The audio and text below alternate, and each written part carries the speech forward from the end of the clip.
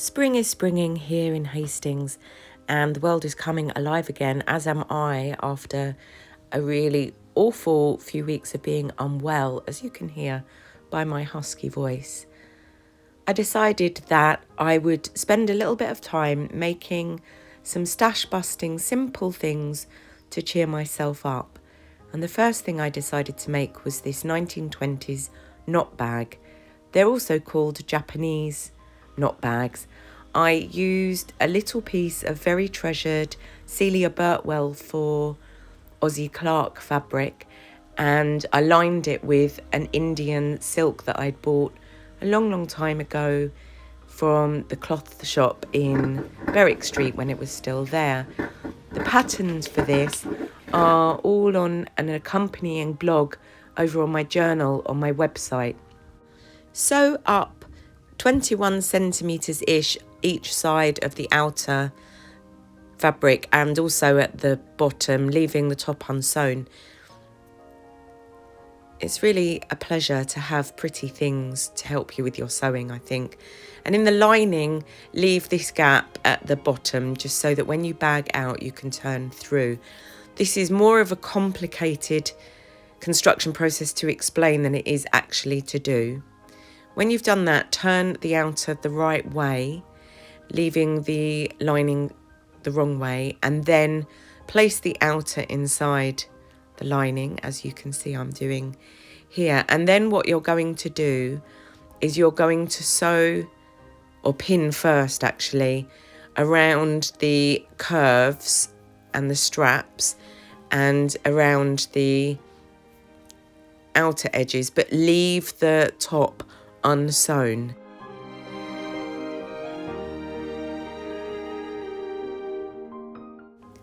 This is one of those really satisfying projects that is actually simpler to understand as you're doing it than when you're trying to read how to do it.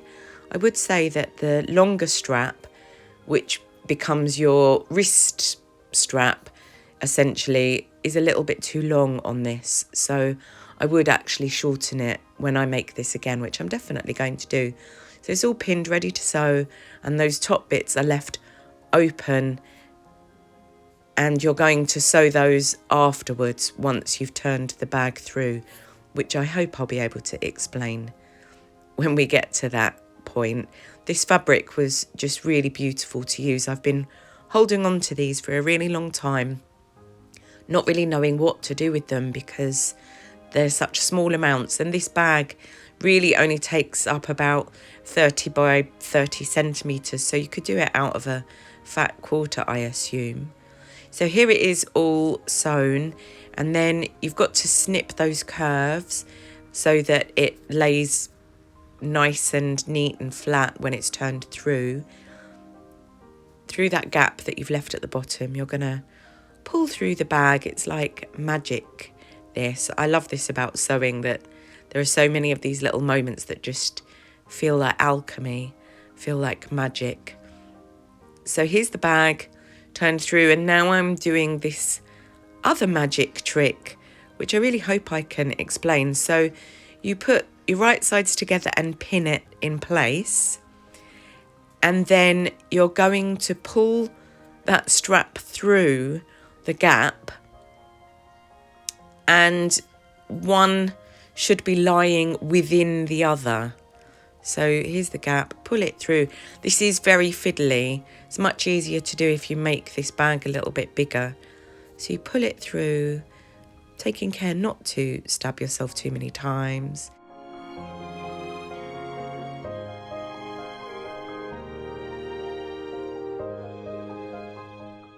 So it looks like this, and then you're going to sew around this top in a circle, and on the sewing machine it is a bit redonkulous to do this, so if you want to do this by hand, do. And this is what it looks like when it's all sewn, and the strap goes through there, and there is your lovely bag. And then I decided actually to do, I always call them tea bag corners, but actually they're sugar bag corners. There are lots of tutorials showing you how to do this, but essentially you just sew across the bottom to create a more squared base. Do that on the lining and on the outer separately, the same amount. And then the last thing that you're going to need to do is to sew the gap closed. The next make I've called the Betty bow because it's inspired by one of my favourite pin-ups, Betty Page, and I really love a pink bow against black hair.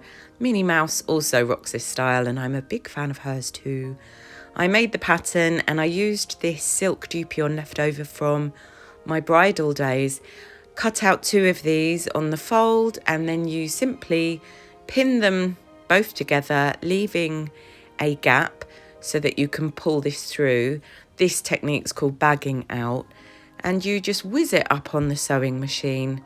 It literally is the work of moments, and then you pull it through. And the great thing about using a fabric like this, a sort of dupion taffeta type, is that it has quite a lot of body, so it ends up creating these sort of bunny ears when you wear it. Although I didn't actually take any footage of me wearing it, so I apologise for that. I used a corner turner to make sure that the corners were sharp, and then pinned the gap and just did a simple ladder stitch to secure it. And this bow's great because you can wear it in your hair, or you can tie it around your neck, or make a nice bow on a bag. You'll have to take my word for it though, I'm afraid. The last things that I'm making are these Rosebud Scrunchies.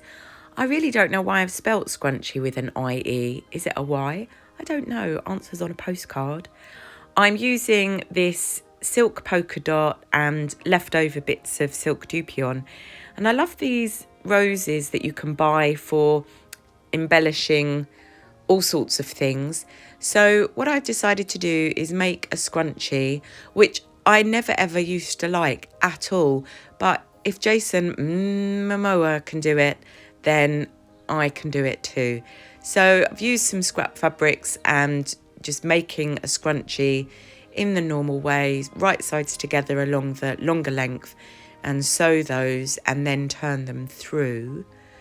I use this gizmo for this. I highly recommend it. I don't know what it's called. I shall find out and link below, and also link the journal piece that goes along with this so that you can find all the patterns, etc., and anything else that is relevant that you might find of interest. If you're new here, it's really lovely to have you spend time with me in my little cottage by the sea. Please feel free to subscribe if you like sewing and vintage inspired and DIY style. Then feel free to come back and hang out here in Hastings as often as you like.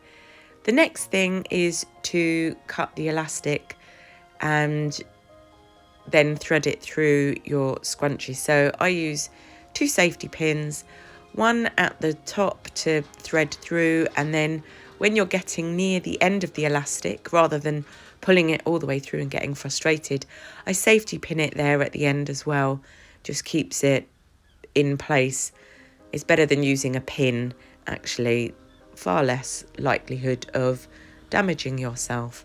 So thread through all your elastic, and then I pin the ends together, and then I sew across the elastic 2 lines of sewing.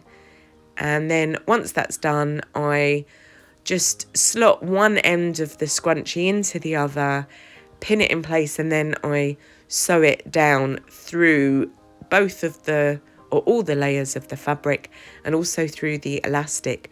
I've done this with white thread, which isn't the most aesthetically pleasing, but I'm going to be covering them with my giant rosebuds that I'm about to make. And of course you can leave them at this stage and just have the scrunchies. They make lovely gifts and they're very useful, and if you do them in silk, they're much better for your hair. So I'm making these giant rosebuds using the silk, and they're so much simpler than you think they're going to be.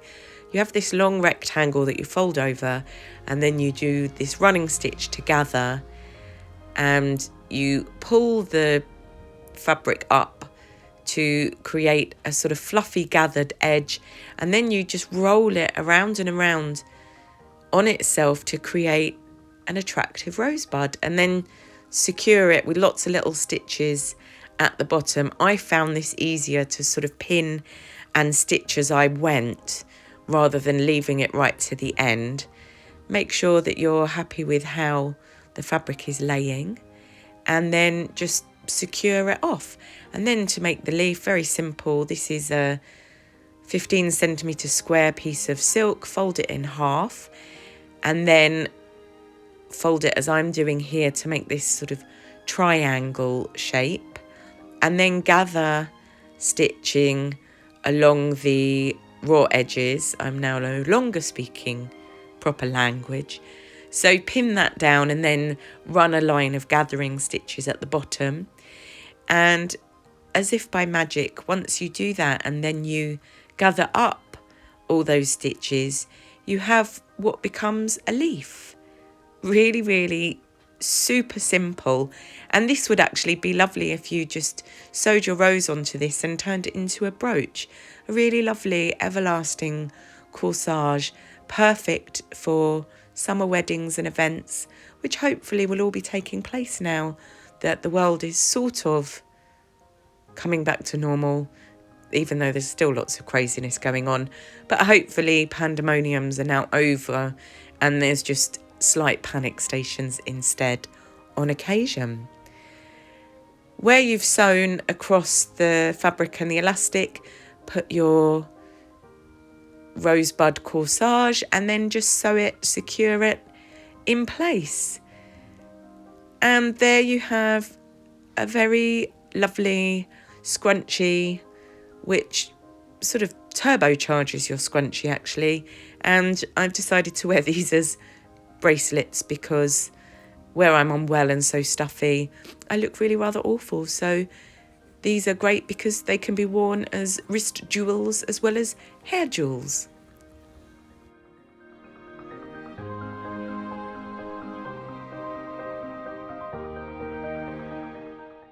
I really enjoyed making these very quick and simple stash busting makes, and they definitely cheered me up, which just goes to show that my mantra, make the world a better place one stitch at a time, really does work. Thank you for taking the time to spend the time with me today in my cottage by the sea. I hope wherever you are in the world you're keeping safe and well, and I look forward to seeing you next time, my lovelies. Bye.